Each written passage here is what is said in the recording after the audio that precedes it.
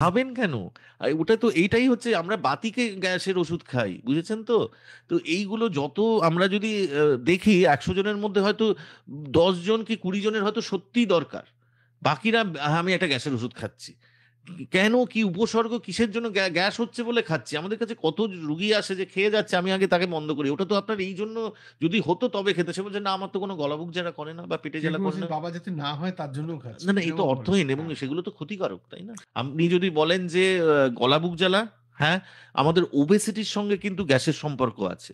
তাই যাদের মানে গ্যাস মানে গলা বুক জ্বালার সম্পর্ক আছে। কারণ ওবেসিটি হলে আমাদের ইন্ট্রাabdominal প্রেশারটা বেড়ে যাচ্ছে তো ফ্যাটের জন্য।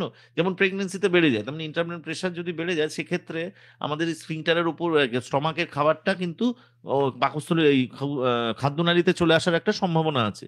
সুতরাং সেক্ষেত্রে ওজন কমালে তো আপনি সেই গলা বুক জ্বালার থেকে মুক্তি পাবেন বা গ্যাস্ট্রোএসোফেজিয়াল রিফ্লাক্স ডিজিজের থেকে মুক্তি পাবেন।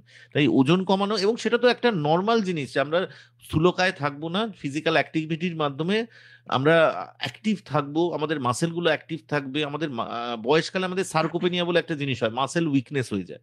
তো সেটা থেকে প্রিভেনশন এর জন্য সব্বাইকে একটা ফিক্সড সময়ের জন্য ১০-১৫ মিনিটের জন্য ফিজিক্যাল অ্যাক্টিভিটি বা কায়িক পরিশ্রম, এক্সারসাইজ করা উচিত।